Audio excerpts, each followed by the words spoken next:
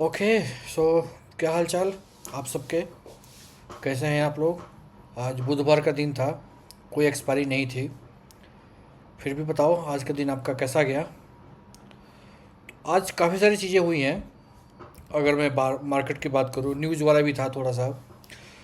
तो दो तीन चीज़ें हुई हैं। एक तो आरबीआई का मीटिंग थी, जिसमें उन्होंने डिसीजन लिया कि जो रेपो रेट है वो अनचेंज रहेंगे, मतलब उसमें कोई बदलाव नहीं आएगा। दूसरा, कैश सिस्टम आप देख ही रहे हो क्या हो रहा है, लास्ट की जो कैंडल बन रही है।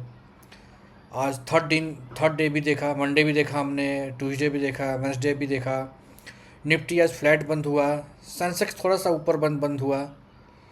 तो और उसके अलावा कुछ क्रूड ऑयल का भी कुछ हुआ, कुछ कुछ अटैक वगैरह भी हो गया। तो आज का दिन जो है था ना, थोड़ा सा हलचल भरा रहा। हलचल कैसा, तो मैं आपको बताता हूँ। तो आज जो है वो सुबह सुबह मार्केट ने गैप अप दिया, ठीक है, क्योंकि ग्लोबल काफ़ी मजबूती थी, मतलब क्रूड ऑयल में भी राहत थी। सेंसेक्स जो 626 पॉइंट ऊपर खुला, निफ्टी भी गैप अप ओपन हुआ था। दिन का सबसे बड़ा जो इवेंट था आरबीआई का मॉनेटरी पॉलिसी कमेटी का डिसीजन। उन्होंने क्या कि जो रेपो रेट था 5.25% उन्होंने सेम रखा, ना कम किया ना ज़्यादा किया। तो उसको उन्होंने न्यूट्रल रखा। प्लस फाइनेंशियल ईयर 2027 के लिए जो ग्रोथ की जो फोरकास्ट थी उसको उन्होंने रिवाइज किया ऊपर की तरफ। तो वो एक जनरली अच्छा, एक मतलब साइन था, पॉजिटिव साइन था मार्केट के लिए। बट जो सेकंड हाफ था, सेकंड हाफ में आप बोलोगे तो ये सेलिंग आ गई। अगर सब कुछ पॉजिटिव था तो मार्केट गिरा क्यों? अगर आप मेरी चार्ट देखो तो यहाँ पे गैप अप ओपन हुआ, ठीक है। गैप अप ओपन होने के बाद यहाँ से सपोर्ट लिया, ऊपर गया, फिर यहाँ से गिरा क्यों? उसका कारण मैं आपको बताता हूँ। गिरने के कारण, गिरने का जो कारण है,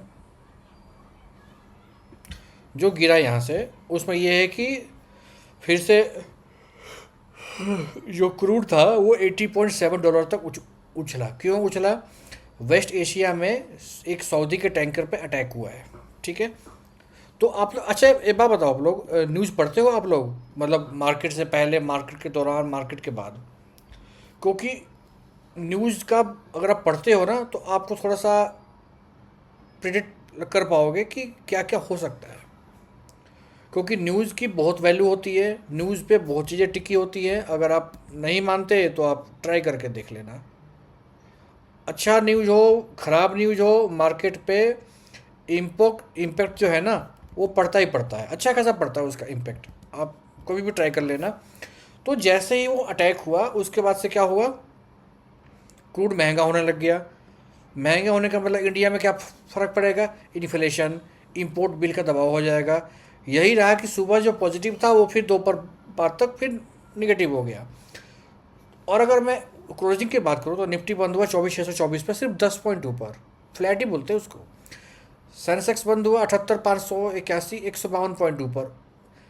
सेंसेक्स के लिए 100-200 पॉइंट फ्लैट ही होता है भाई, ठीक है, फ्लैट होता है। सेक्टर वाइज की बात करें तो मेटल और ऑटो आगे रहा। कमज़ोर बात करूँ तो मीडिया, एफएमसीजी और आईटी। सबसे बड़ी बात, बैंक निफ्टी आज निगेटिव में क्लोज हुआ है, 167.0.29% निगेटिव। क्यों? एच बैंक, आईसीआईसीआई बैंक में, ये जो प्राइवेट बैंक में, इनमें रही बिकवाली। लेकिन जो आरबीआई का जो फैसला था वो बैंकिंग फ्रेंडली था, फिर भी बिकवाली रही। ये थोड़ा सा अजीब मुझे भी लगा कि अगर आरबीआई ने रेट को अनचेंज नहीं किया, ठीक है, फिर ये निगेटिव में क्यों गया बैंक निफ्टी, ठीक है। तो पर मुझे वो लग रहा कि जो जो खबर थी अटैक वाली, जो खबर थी क्रूड ऑयल वाली, उसने आरबीआई के न्यूज़ को दबा दिया। तीसरी बड़ी चीज़, कैश, तीसरा दिन सेम बिहेवियर। और ये पैटर्न, ये बन गया पैटर्न।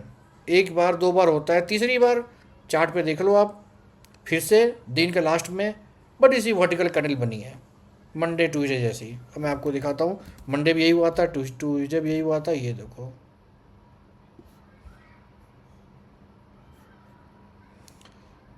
4 अगस्त, 3 अगस्त, हाँ, ये 3 अगस्त की कैंडल मंडे, ये ट्यूसडे, ये वेडनेसडे। उतनी ज़्यादा बड़ी नहीं बनी है। इसका मतलब ये है कि लोग थोड़ा सा अब इस चीज़ को समझ रहे हैं। 2 दिन तो वो शौक में थे कि हुआ क्या, अब लग रहा थोड़ा सा उसको समझने की कोशिश कर रहे हैं लोग। तो अब ये ठीक है, मतलब क्योंकि आज उतनी बड़ी 200 पॉइंट की कैंडल नहीं थी, फिर भी थी, फ़र्क तो है। सेंसेक्स में कम है, निफ्टी में ज़्यादा है। क्यों ज़्यादा है आपको भी पता है कि वो एनएससी का है डिसीजन, बीएसई अभी भी पुराने वाले पे चल रहा है, ठीक है। तो ये तीसरा दिन है जब कैश विंडो में अचानक एक बड़ा सा मूव आया है। तो एनएससी का सिस्टम है, इसलिए एनएससी पे असर ज़्यादा दिख रहा है, सेंसेक्स पे कम दिख रहा है, क्योंकि सेंसेक्स बीएसई अभी भी पुराने मैकेनिज्म पे कायम है। अब 3 दिन हो गया तो भैया वही बात है कि जब तक ये नया सिस्टम पूरी तरह से सेटल नहीं हो जाता है, आखिरी के 15-20 मिनट के जो मूव है उसको हमेशा अगले दिन की पहली कैंडल से कंपेयर करो या कंफर्म करो। और सबसे बढ़िया है 3-10 के बाद काम मत करो भैया, ठीक है, क्योंकि आपको पता है मैं क्यों बोल रहा हूँ। दूसरी चीज़, अगर मैं लेवल की बात करूँ तो चार्ट पे आप देख सकते हो निफ्टी का क्लोज जो है 24,624, ठीक मेरी 24,624 वाली लाइन पे हुआ है। यही आज का पिवोट है, मतलब मेरी लाइन पे निफ्टी की क्लोजिंग आई है अगर आप देखो तो।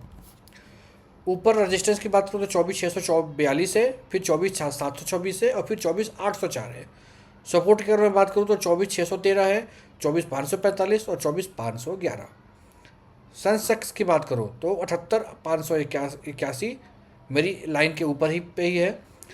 उसके ऊपर बात करूँ रजिस्टेंस तो 78,587, 78,864, और फिर 79,161, 160 ले लो। सपोर्ट की बात करूँ तो 78,429, 78,268 और 78,035। ये रहा ओवाई और एसआर का रीड। कल थर्सडे है, दानों की एक्सपायरी है, दानों बोले तो सेंसेक्स। आपको पता है क्या करना है, खूब तलवार भाले चलेंगे, थीटा डी के होगा। तो हमेशा की तरह मैं जो बोलता हूँ, मेरा जो रूल है, एक्सपायरी वाले दिन उस इंडेक्स से दूर रहो, तो आप निफ्टी में करो ट्रेड। फिर भी अगर आपकी मजबूरी है कि नहीं सेंसेक्स में ही जाना है, तो भैया फर्स्ट हाफ वो भी इन द मनी, कोई एट द मनी नहीं, कोई आउट ऑफ द मनी नहीं, ओटीएम एटीएम के चक्कर में मत पड़ना। फिर आप 2 बजे, 2:40, 3 बजे हीरो जीरो इन सब से दूर रहो। ऑलरेडी ये क्या हो रहा है 3:10 के बाद आप देख ही रहे हो, ये भी हीरो जीरो ही है। और ऊपर से कैश का सिस्टम जब ठीक तरीके से सेटल नहीं हुआ है, तो ऊपर से एक्सपायरी भी है, चौपी मूव भी आ सकते हैं। तो काहे का भैया, पैसा बचाना भी तो पैसा बनाना ही है ना भाई। मार्केट खुलती है 20 दिन, जरूर थोड़ा ना 20 दिन करना ट्रेड। मत करो, देखो, लेकिन देखो, चार्ट को पढ़ो, चार्ट को समझो हो क्या रहा है मार्केट में। देखो, बिना कुछ किए चुपचाप चार्ट को देखना, समझना, पढ़ना भी एक तरह से इन्वेस्टमेंट ही। आप टाइम तो वहाँ लगा ही रहे हो ना। टाइम इसलिए लगा रहे हो कि कल को पैसा आप अपना बचाओ, पैसा बनाओ, ठीक है। तो सब कुछ मैंने बता ही दिया आपको। कल के सपोर्ट रेजिस्टेंस मैंने आपको बता दिया, निफ्टी का 24,642 और 24,726, सपोर्ट 24,613, 24,545 और 24,511। सेंसेक्स में रेजिस्टेंस 78,587, फिर 78,864, सपोर्ट के लिए 78,429 और 78,268। सिनेरियो क्या रहेगा, कल अगर 24,642 के ऊपर टिकाऊ आता है, मतलब टिकती है मार्केट, तो रैली का सिलसिला चलता रहेगा। अगर 24,614 टूटा तो हल्का सा प्रॉफिट बुकिंग होगा, रिटेस्ट हो सकता है, मतलब 24,546 का। क्रूड की खबर पे नज़र रखना, क्रूड का न्यूज़ ज़रूर देखना, यूएस ईरान का न्यूज़ ज़रूर देखना।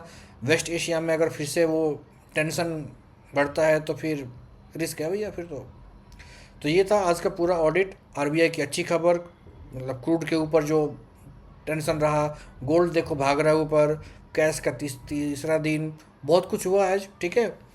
तो अगर आपको अच्छा लगे हमारा एनालिसिस तो please like, comment, subscribe, share करें, दोस्तों से बांटें। कल एक्सपायरी है तो ध्यान से काम करो। कमेंट में बताओ कि क्या 24,642 क्रैक होगा या 24,614 टूटेगा, क्या होगा कल। तब तक के लिए धन्यवाद। ये सिर्फ एजुकेशन पर्पज़ के लिए है, कोई बाई सेल रिकमेंडेशन नहीं है, मेरा कोई पेड ग्रुप नहीं है, पेड कोर्स नहीं है, सब फ्री है, ठीक है। ऑप्शन ट्रेडिंग में पूरा कैपिटल लॉस हो सकता है, तो ध्यान से अपने सेबी रजिस्टर्ड एडवाइज़र से सलाह ले, मैं कोई ट्रेड नहीं देता हूँ, ना मैं चार्ट मतलब ऑप्शन की बात करता हूँ, ना मैं बताता हूँ कहाँ से कौन सी ट्रेड लेनी है, कॉल पुट लेनी है। मैं बस ये बताता हूँ कि मार्केट कैसे काम करता है। तो यही था। अच्छा लगे तो प्लीज़ सब सपोर्ट कीजिए। Thank you.